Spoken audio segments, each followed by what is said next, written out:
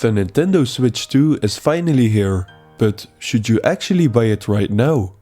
The answer might be more complicated than you think.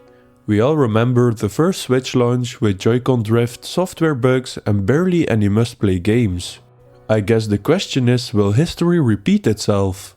So today we'll take a look at the potential risks, the biggest questions Nintendo hasn't answered yet, and why waiting just a little longer might be your smartest move. Let's start with a quick recap of the Nintendo Switch 2 features. The Switch 2 has a larger 8-inch LCD display, so basically a bigger screen, which in my opinion will make the handheld experience much more immersive. The redesigned Joy-Con controllers now feature a magnetic attachment system. It looks more seamless and I guess it is more secure? Additionally, the Switch 2 has now two USB-C ports, allowing for simultaneous charging and accessory connectivity. And thank God they finally fixed the kickstand. I mean, with the OLED Switch it was alright, but now you really have a sturdy one. You can also change the angle much better now. And of course the dock has been enlarged to accommodate to these changes. And while the Switch 2 is backward compatible with existing Switch games, some titles may not be fully supported. The 2nd of April there will be another Nintendo Direct where more details about the console, including its release date and pricing, are expected to be revealed. This all sounds very exciting, but let's talk about reality for a second. Let's take a look back at the original Switch, for example. It launched with Breath of the Wild, which instantly became a masterpiece and justified most of the hype. But let's not forget the glaring issues that came with it. Almost immediately, Joy-Con drift became a widespread problem, and that wasn't the only issue. I can still remember the screen scratches and the lack of solid launch titles that left a lot of people wondering if they should have waited. Don't get me wrong, the Switch has been an amazing console and I absolutely love it, but the launch wasn't exactly smooth sailing. And that's the thing I've learned with consoles, the excitement at launch rarely reflects the reality. Over the years, I've become a big fan of waiting it out, letting others be the guinea pigs, and seeing how the hardware and software performs in the real world before diving in myself. Day one console buyers are basically beta testers who pay full price for the privilege. We've seen it time and time again. First batches of new hardware always come with some kinds of issue. Questions come to mind like, will the battery be good enough, will the screen scratch itself just by existing, or will the controllers feel like they were built out of leftover plastic from a Happy Meal? And yes, the original Switch had Joy-Con drift. I think that's why they specifically showed the control sticks in the trailer.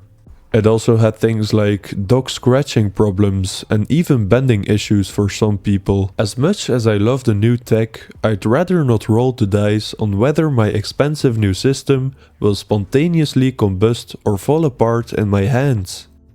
And just like with popular games, launch day reviews are like the sugar rush of a brand new console. You get that immediate dopamine, but it really doesn't tell you much about the long-term experience. Early impressions focus on how exciting the new hardware feels, rather than how well it holds up. I'm not just looking for, wow, the menus are snappy and the new graphics look great. I want to know if the battery life holds up, if performance dips after extended play, and most importantly, if the Switch 2 can survive a 5-hour Mario Kart session without turning into a space heater. The real test isn't in those first few hours. It's in the weeks, even months after, when the hype dies down and people start noticing the flaws. So, while early adopters are out there stress testing the console for me, I'll be here waiting for the real verdict. The launch lineup truly can make or break a console's first impression. The original Switch had Breath of the Wild, and that alone justified the purchase for a lot of people. Is there that one game at launch that makes dropping $100 feel worth it? If we're just getting upgraded ports and a handful of good but not great titles, I'd rather wait. A console is only as good as the games you can play on it. and I'm not looking to spend top dollar just to play something that might get good support down the road. Another big thing is that Nintendo doesn't really do big price cuts. If anything, their console hold value like a family heirloom. So it's not really for the price to drop significantly that I'm waiting. I'm waiting because Nintendo loves a good mid-generation refresh. The original Switch model was followed by a battery improved model, then the OLED version, both of which made the early launch model look outdated pretty fast. So if I learned anything from watching this company over the years, it's that waiting a little longer could mean a better deal and a better product. Oh yeah, and even if Nintendo doesn't officially lower the price, retailers might step in.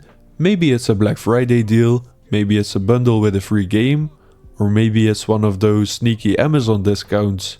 Either way, paying full price on launch day guarantees one thing: you're paying the most you possibly can. I guess what I'm trying to say is that with Nintendo, it's practically a guarantee that a better version is coming sooner rather than later. The 3DS launched in 2011 and by 2012 we had the XL. Then came the 2DS and then the new 3DS. And before you knew it, the original model looked like an old relic. And as I said, the same goes for the Switch, with a better battery and then the OLED model. So maybe they will release an OLED model a year later, or a more powerful Pro version. And if I'm dropping a few $100s on a new system, I really want to make sure I'm getting the best version, and not something that feels outdated before I've even finished my first playthrough of Zelda whatever subtitle comes next. So, who should buy the Nintendo 2? If you're the type of person who has every Nintendo console lined up like trophies on a shelf, or if you just have to experience new hardware the second it drops, then sure, go for it, why not? Some people literally love that launch day excitement, the thrill of unboxing a brand new system and the bragging rights that come with it. And hey, I kinda respect it, but for the rest of us, maybe let's take a step back and think this through.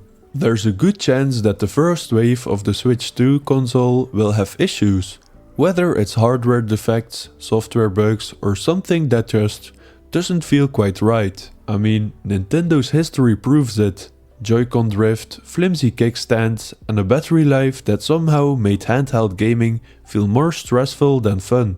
Why would you risk dealing with these problems when you can just wait a few months and get a smoother, more refined experience? So if you're a collector or someone who just needs the latest and greatest, have fun. But for everyone else, waiting is the way to go. Let someone else be the guinea pig while you sit back, watch and decide if the Switch 2 is really worth the hype. Thank you so much for watching this video. If you liked it, maybe you like my next one. And as always, don't forget to like, share, comment, donate, masturbate.